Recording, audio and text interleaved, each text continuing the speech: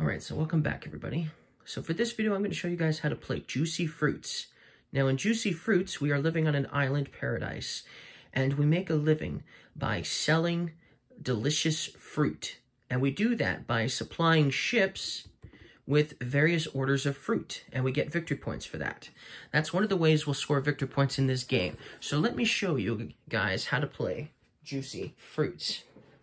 Now, you'll obtain victory points by fulfilling or supplying orders for each ship. Each area, pretty much, each beach area on our player board here is surrounded by ships. There's 3 ships on each side, and they each have their own desires, their own wants of what they want. So in order to complete this particular boat, we need to give them 3 bananas and 3 of these mangoteens, which is a fruit that I'm not familiar with. Anyways, so, and then if you do manage to do that, you'll take it and remove it from the board, and you'll get 8 victory points. That's one of the ways you'll score victory points in this game.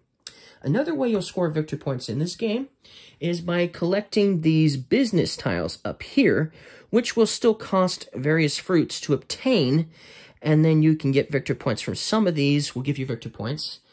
But you can also get victory points also by basically collecting these ice cream tokens here and these milkshake tokens as well. That's another way you can score victory points. So 3 different ways to score victory points, basically. Some of these tiles will have alternate ways of adding points to your equation as well.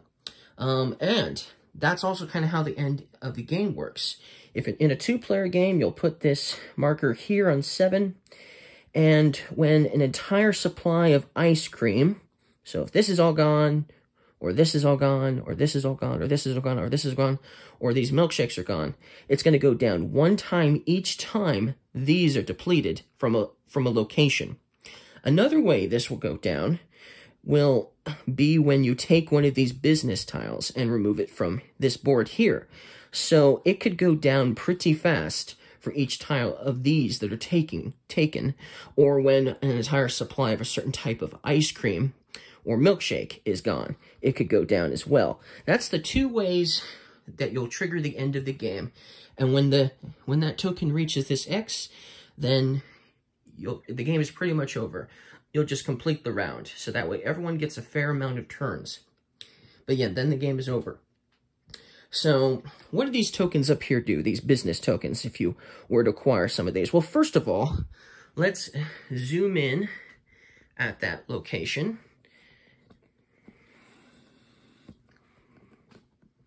And give you guys a better look. Okay, so first of all, this location, you have to pay a banana and a lime to acquire one of these. This location, an orange and 2 pomegranates. This one, 2 pomegranates and 2 mangoteens. At this location, 2 mangoteens and 3 limes. And at this location, 3 oranges and 3 bananas to acquire these tiles. There's only 2 here because in a 2-player game, you only have 2 columns of tiles here. So that means if you're playing a 4-player game, all 4 of these columns would be filled with tiles. So what are some of these things that you can acquire? Well, some will just give you victory points. First of all, you'll always get victory points. When you do grab one of these tiles, you'll get victory points. So this one will give you 5. This row will give you 4, 3, 2, and 1. But you'll also possibly get victory points for some of these tokens as well. This one here will give you 5 additional victory points, but you'll have to put it on your island. And if you put it on your island, it will take space on your island as well. So make note of that. There's also these kinds of tiles as well. This you will not put directly on your board, but it will actually indicate a particular tile that you will have to put on your board. And for this one in particular, you would have to put and take up 4 spots on your island to put this one on. But hey, it gives you 12 victory points for a crocodile farm, which is totally awesome, right? But it takes up 4 spots, which will obviously make it harder to collect fruits. And I'll explain why that is, why it would be harder for having one of these tiles on your islands in a moment. But yes, that's another thing well, that's another tile that you can collect as well. There's also these tiles. Now, if you want to collect ice cream cones and milkshakes, you actually have to have one of these special tiles here. And this particular one will give you access to the yellow, these ice creams here. And obviously the milkshakes are also included in that deal. But in order to, not only do you have to have this tile, but you'll also have to move it around as well. And I'll explain that in a moment. So we'll just hold on to this and we'll come back to this momentarily, okay? But if you are able to complete, or should I say, activate the ice cream ability, then you also have to pay the fee as well to collect these ice cream tokens. And so the yellow one would cost you a banana, a pomegranate, and a mangosteen. If you had the tile that gave you the green ice creams, then you'd have to have a lime and an orange to collect those ice creams. And then these blue ones, which give you the most victory points, you'll have to have one of all 5 of the different fruits available in this game in order to collect these, for instance. And then for the milkshakes, you have to have 2 of the same fruit. If you have 2 of the same fruit, 2 of a kind, then you can pay off and get yourself a milkshake. And even if the milkshakes are all gone, this will move down as well. So that's another type of token that you can acquire. And so if you want to have any hope of going for this row here of ice cream deliciousness, you're going to need one of these types of tiles. But then there's also another type of tile as well. There are these tiles that you can put on your island as well. They're basically mobile carts, if you will. When you move them around, you'll get a choice of these 2 fruits when you move them around, but you'll get an additional one as well. So we'll explain what that means momentarily when I explain the movement of tiles. But yes, this is also something you can get. And then there is even a tile here that will allow you to get extra victory points at the end of the game if you have one full side of your island completely empty of boats. So you see these 3 tiles I'm pointing to. If all 3 of these were gone on one side, that would be one empty side, one side of your beach. And so at the end of the game, you would score 4 points for that empty side. And so if all 4 corners of your island were completely devoid of boats, well, you can guess how many victory points that would be, right? That's a lot of victory points for sure. And so that's what that would do. And there's only one of these, so whoever got this would definitely want to try to complete all of their shipments, I guess you could say. But that's another tile that you can go for as well. So that's basically all the different tiles, all the different business tiles that you can go for and what they do. So let's talk about the flow of the game and how you collect fruit and all that jazz. Alrighty.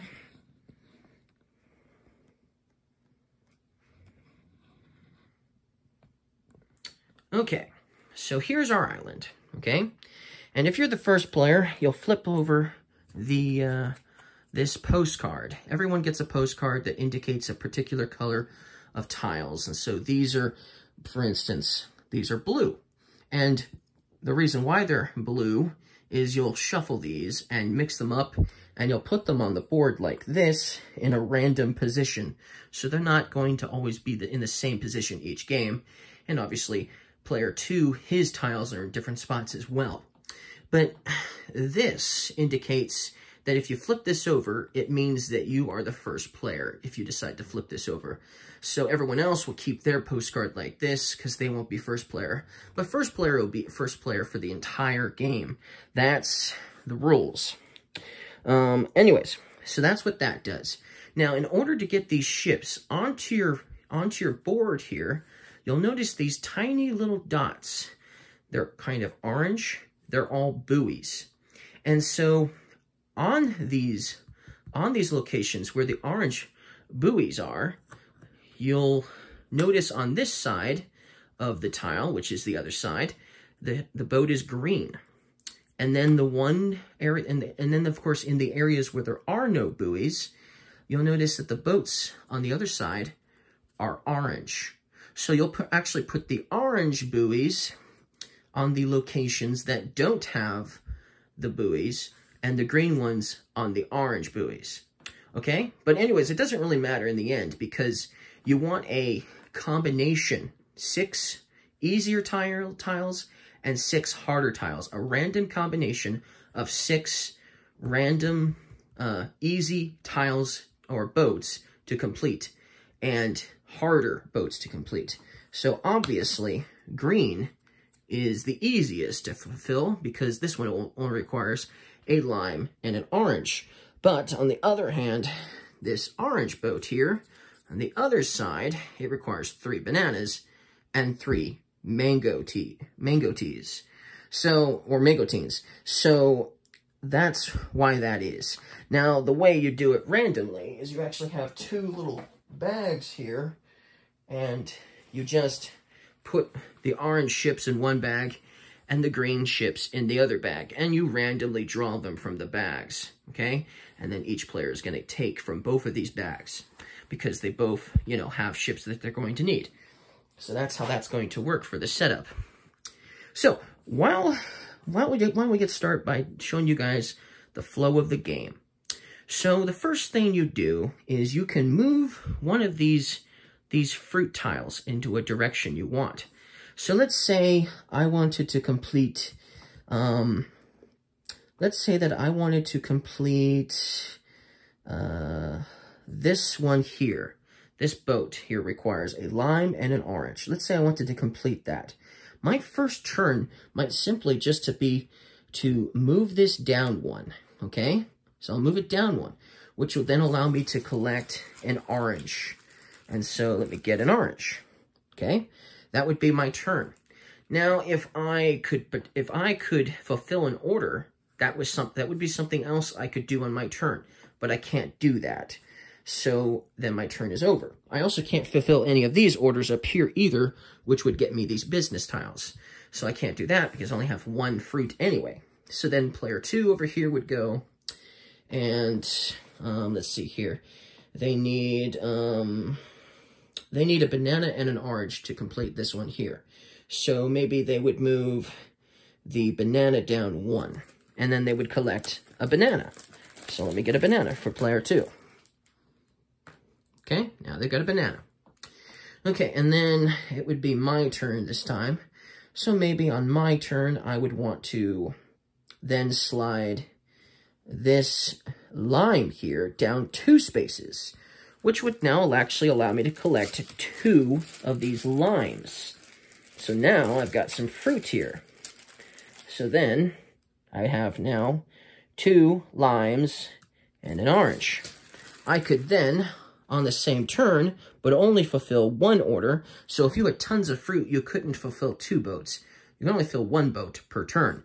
But I could fulfill this orange and this lime here, putting it back into the supply, and then I get to pay off this boat here, or should I say supply them with the necessary fruits they need. And then they would be removed from my island, freeing up some more space for me to move my fruit around so I can collect more fruit. And then I would get 1 victory point, because that's how much this one is worth. So that's what I would do. And that would be it for my turn, for instance. Now let's explain some of the other tiles here. So if, for instance, let's move some of these away. This ice cream tile, when you move it, you will move it. Let's say I was to move it from here to here.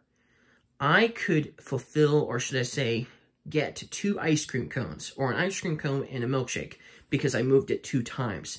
If I moved it 3 or 4 times, I could get 3 ice creams, or 3 ice creams and a milkshake, or something like that. But you also have to have all of the fruit to pay that off.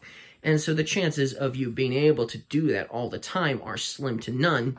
But chances are, if you decide to move this special tile, even though you're moving it 2 spaces up, because that's the farthest it can go, and you have to actually move it as far as it can go in one direction.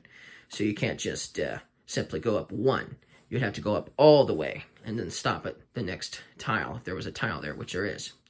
But yeah, you would go up 2 spaces, but I would still probably want to fulfill an ice cream, because that's the whole reason why I would move this tile, is to get one of these ice creams. But of course, I have to get ice cream from this particular location, so it's yellow, so I could only go for these yellows, for instance, and I'd have to have a banana, a pomegranate, and a mangosteen to acquire one of these. And then, for instance, since I completed it, I would get 12 victory points for getting this ice cream cone. And I could still also, if I didn't have that, but I had two of a kind, I could instead just get a milkshake for 3 victory points. So that's another thing you could do. And then obviously when those ice creams start disappearing, and the milkshakes do too, then this will start to go down as well. Now, obviously, I can also try to get businesses as well. So on my turn, instead of fulfilling a boat order, I could instead fulfill an order for a business tile of some kind for fruit instead. Anyways, so that's how the fruit, or should I say, that's how the ice cream tile works.